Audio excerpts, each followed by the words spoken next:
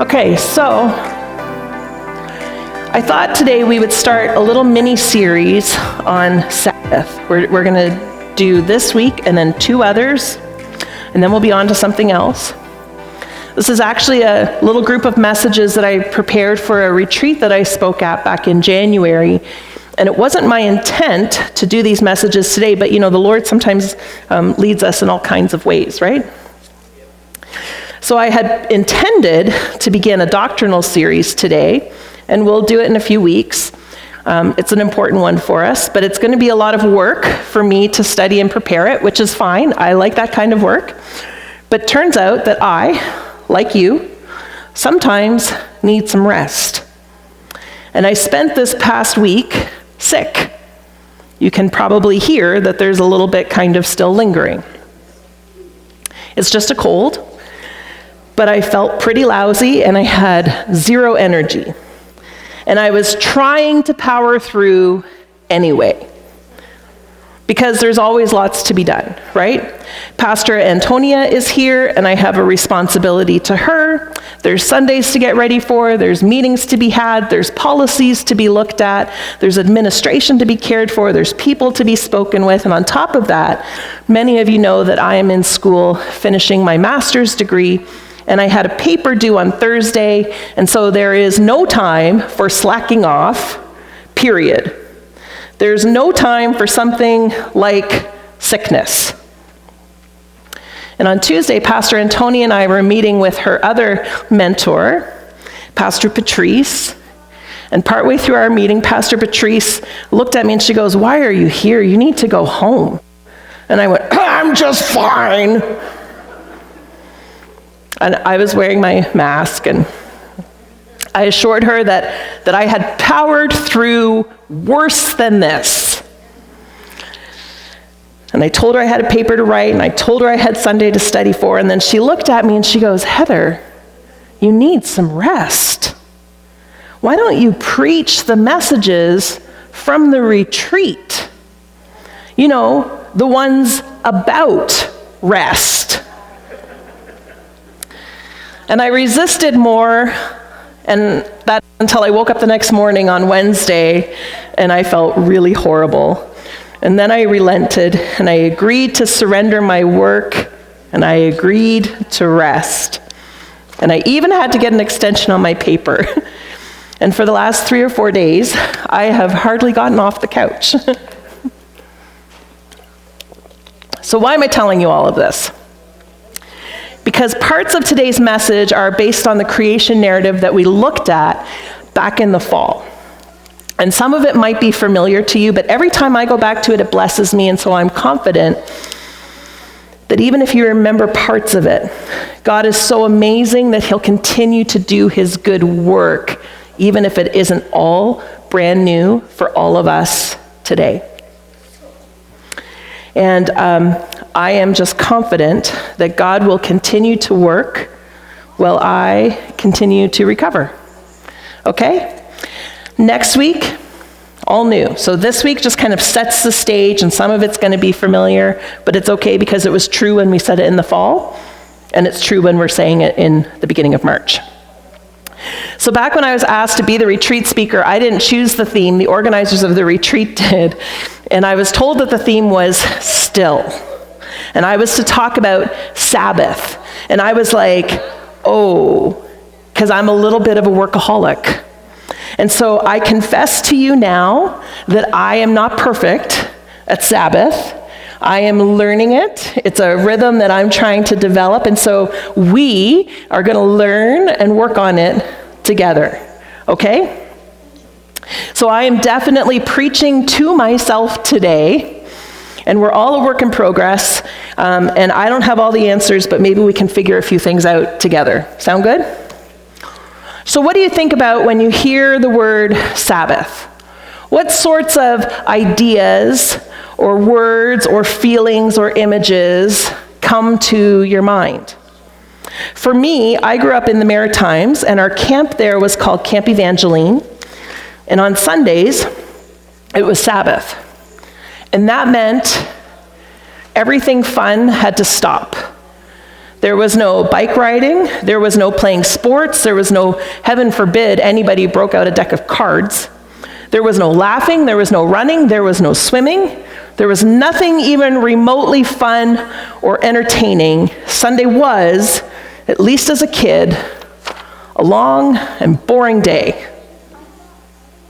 And it seemed like the only thing you could do was go to church and have a nap. And some of you love naps. I'm married to somebody who loves naps. I am not a napper. Not even a little bit. And so I thought it was terrible.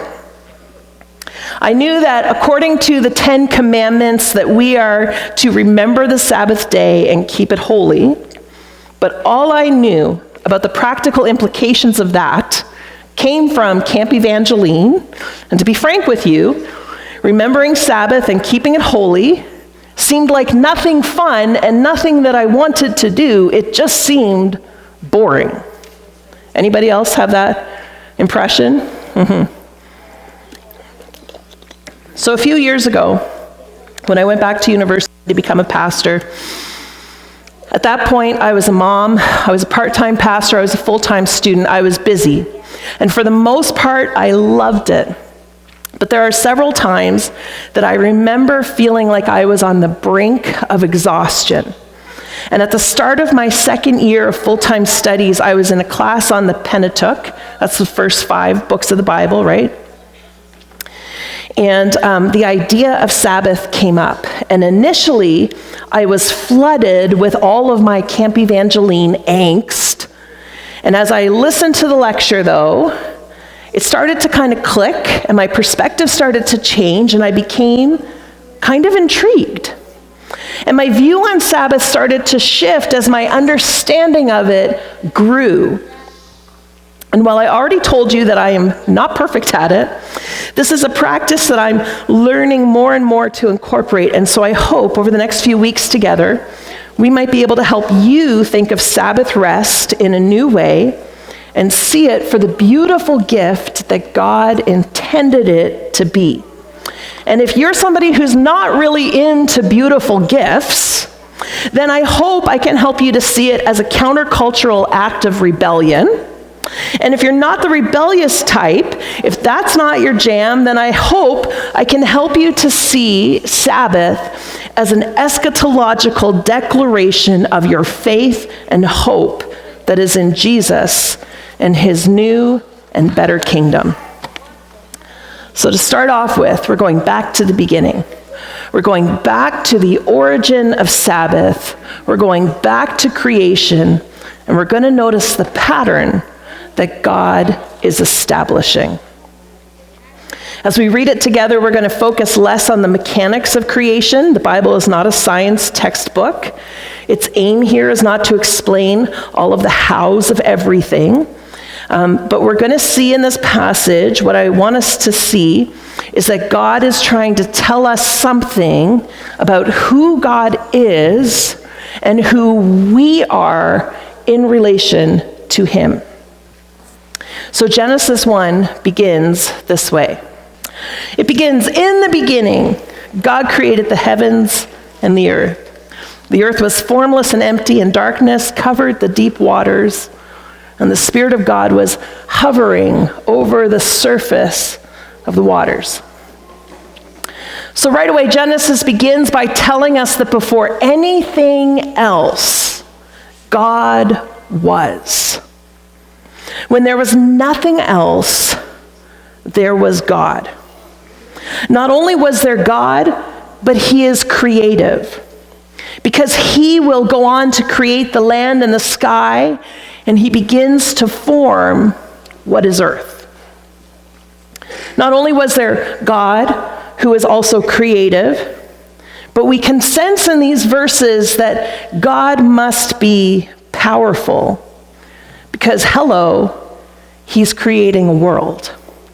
Verse 2 says that though the earth was formless and empty and darkness covered the deep abyss, covered the deep waters. Now the Hebrew word here, we talked about this back in the fall, it's fun to say, do you remember it? Tohu vabohu. And it means unordered. It means a wild state of chaos. It's a sort of emptiness, so much so that Genesis says that darkness covered the deep waters. So think of being in the middle of the ocean, in the darkness, and you know that it's really, really deep. You might even think of it as being bottomless. And everything is kind of swirling around you. And if you happen to fall in, it would just simply swallow you. It's wild. It's chaotic. It's uncontrollable. It's scary. But Genesis also tells us that in this pre-creation chaos, something else happens. It says that the Spirit of God is present and hovering over the surface of the waters. God is present. Not only is he present, but he begins the work of revealing himself. He begins to move. There's another fun Hebrew word used here. We talked about it in the fall. It's ruach. Ruach is wind or spirit.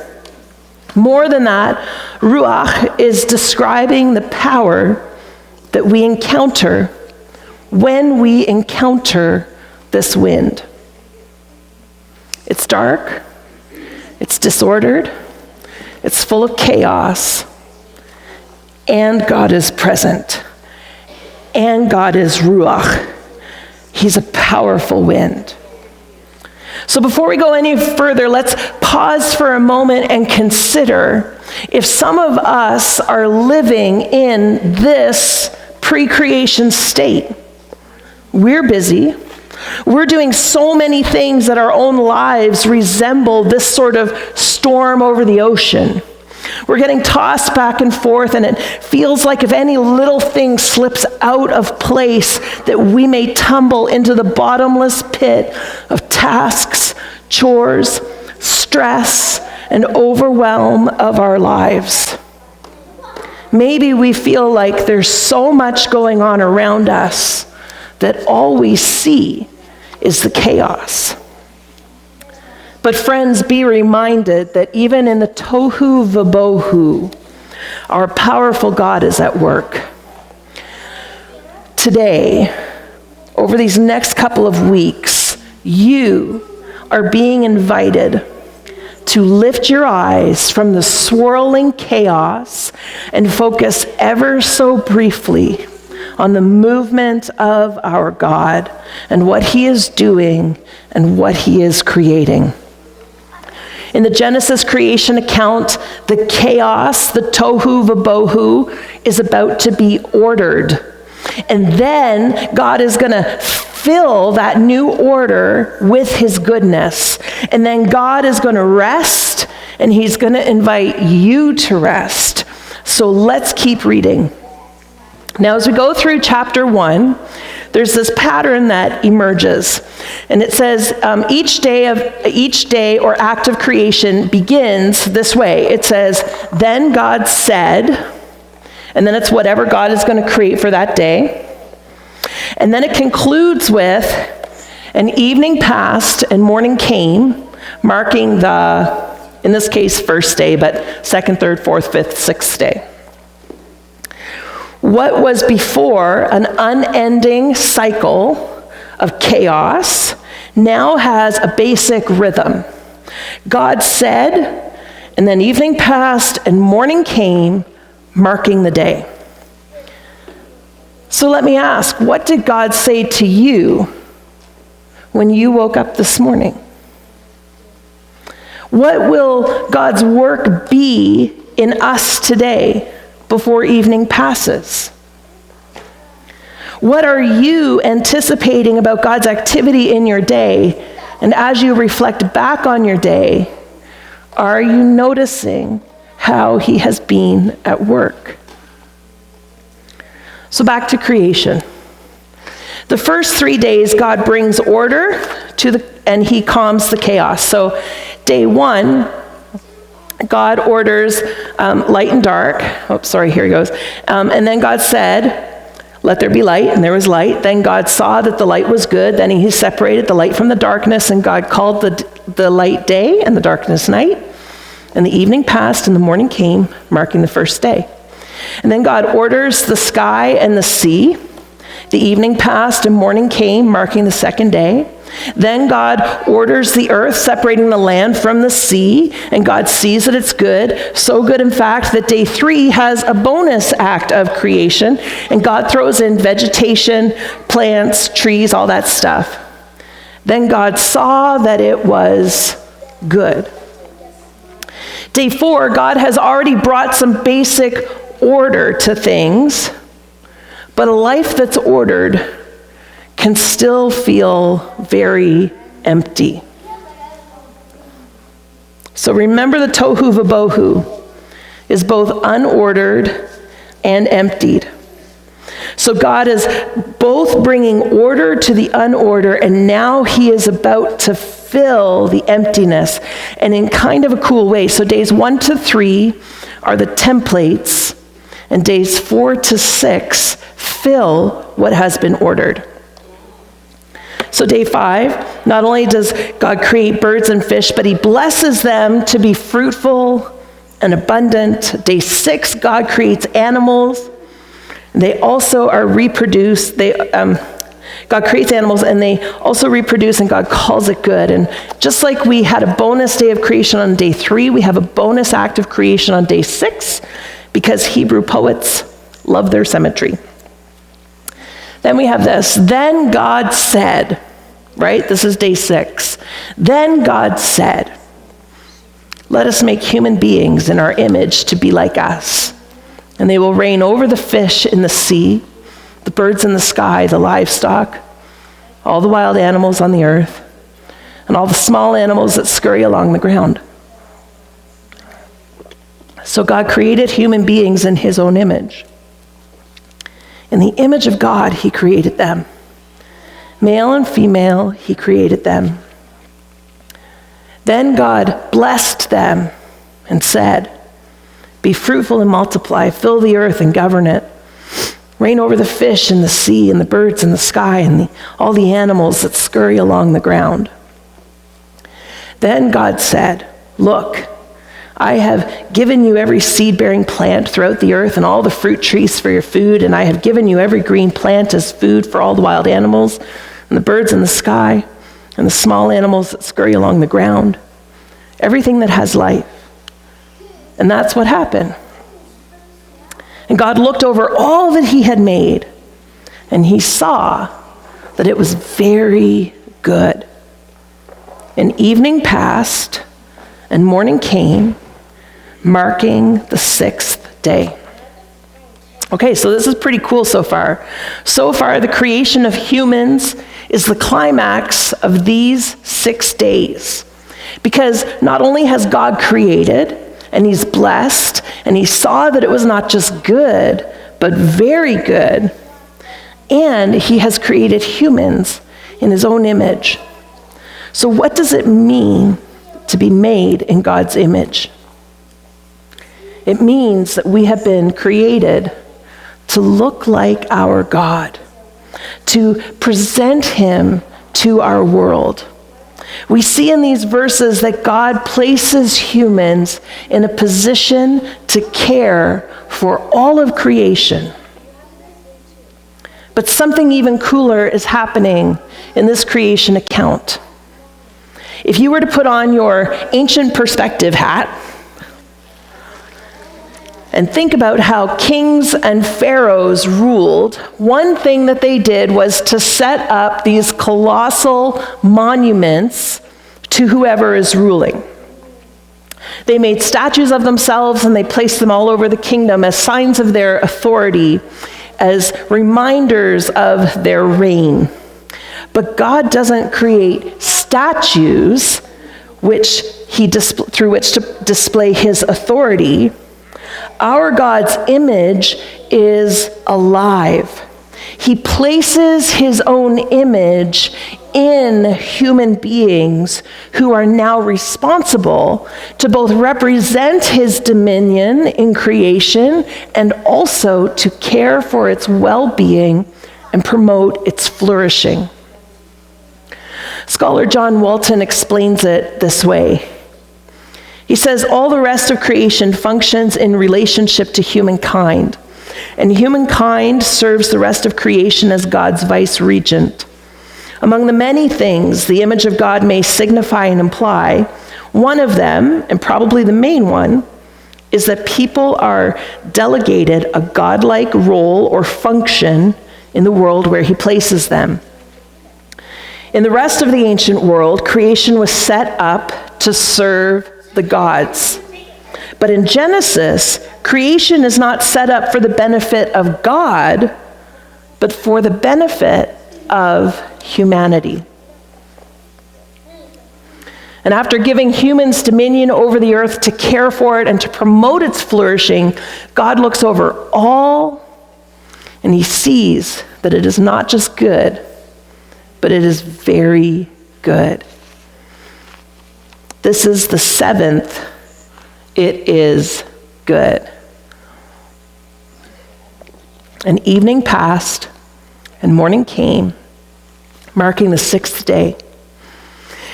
And this concluding line links back to the beginning, and it finishes off, except that there's one more day, right? There's one more day, but this day stands outside of the pattern.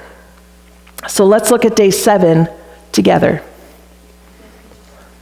So the creation of the heavens and earth and everything in them was completed. And on the seventh day, God had finished his work of creation, so he rested from all his work.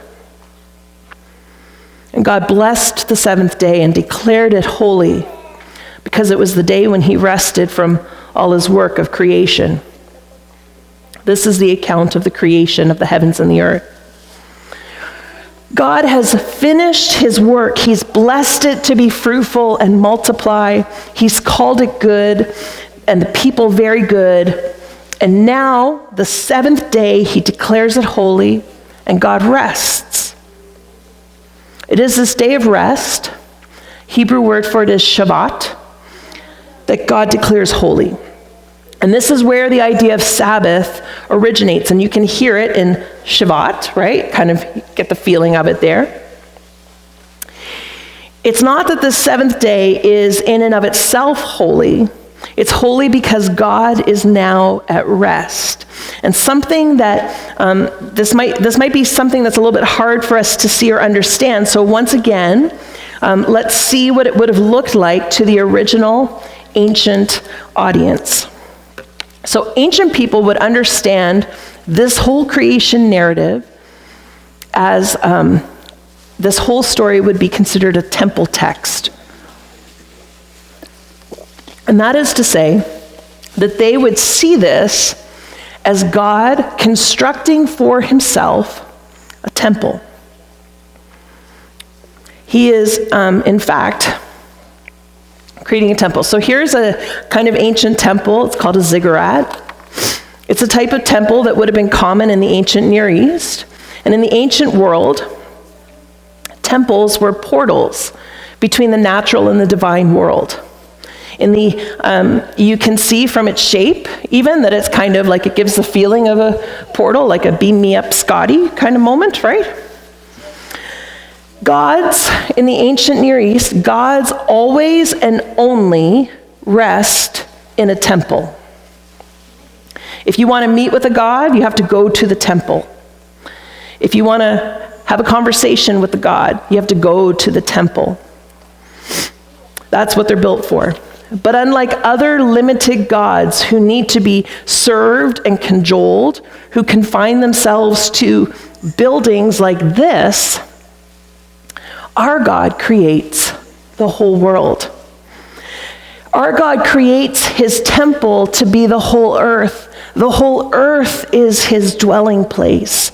God will now rest in the earth.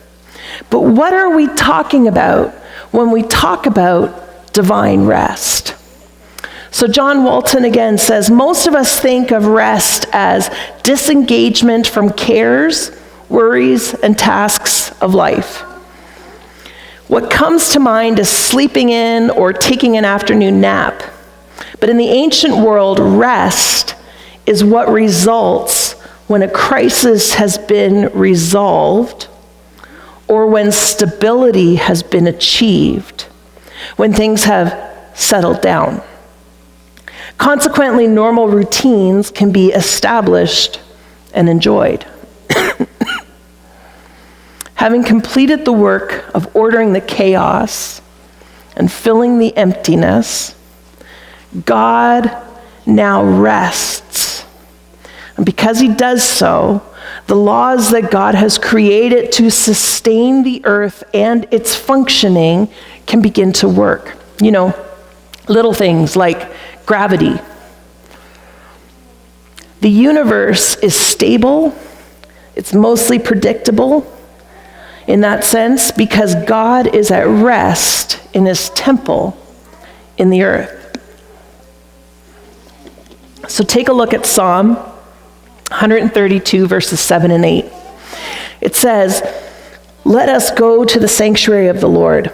Let us worship at the footstool of his throne. Arise, O Lord, and enter your resting place, along with the ark, the symbol of your power. For the Lord has chosen Jerusalem, and he has desired it for his home. This is my resting place forever, he says. I will live here, for this is the home I desire." In the ancient world, it was understood that God's built or demanded to have built temples so that they would have a center for their rule. It would be like the idea of the American White House being the center of ruling authority for the United States, or Buckingham Palace being the center of the British monarchy. John Walton says that when deity rests in a temple, it means that he is taking command, that he is mounting to his throne to assume his rightful place and proper role. And can I point something out to you? Well, we think of rest as being a reward for something, a reward for working hard enough. The first humans, created and commissioned to represent God to his creation and to care for it, begin their work by resting. Before they do anything, their first full day as created beings is a day of rest.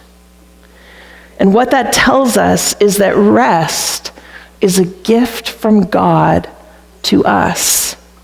It's a reminder that we rest because he sustains all things. We rest because he is present in chaos and in emptiness. We rest because he brings order and fills the earth with that which he calls good. Here's the thing about the seventh day. Look at it again. On the seventh day, God had finished his work of creation, so he rested from all his work. And God blessed the seventh day and declared it holy because it was the day when he rested from all his work of creation. This is the account of creation of the heavens and the earth. Notice that the seventh day doesn't end. There's no mention of an evening passed and morning came, and this was the seventh day. The seventh day persists.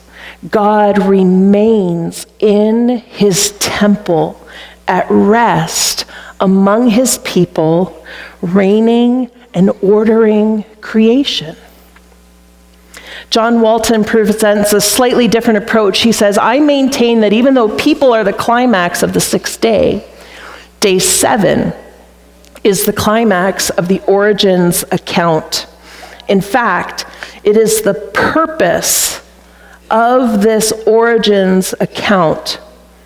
And the other 6 days do not achieve their full meaning without it. Rest is the objective of creation. And this seems like an exceedingly odd statement to modern ears. We are ruled by productivity.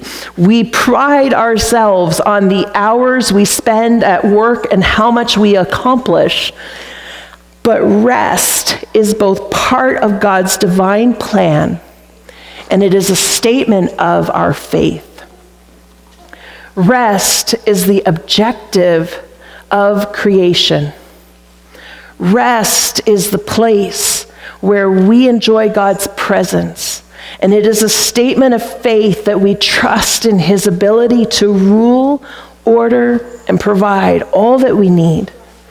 In a world that equates value to productivity, rest is a radical statement of faith, and it is a reorientation to seeing our worth as being those created in the image of God, not simply as those who produce. Let me invite you now into rest as we worship and consider how good our God is. So church, I want to share this beautiful benediction that I came across. It's called a benediction of rest. And if you want, you can hold out your hands as in a posture to receive. But church, may you breathe in deeply and slowly, releasing the urgencies of the day for the slow, unhurried way of God.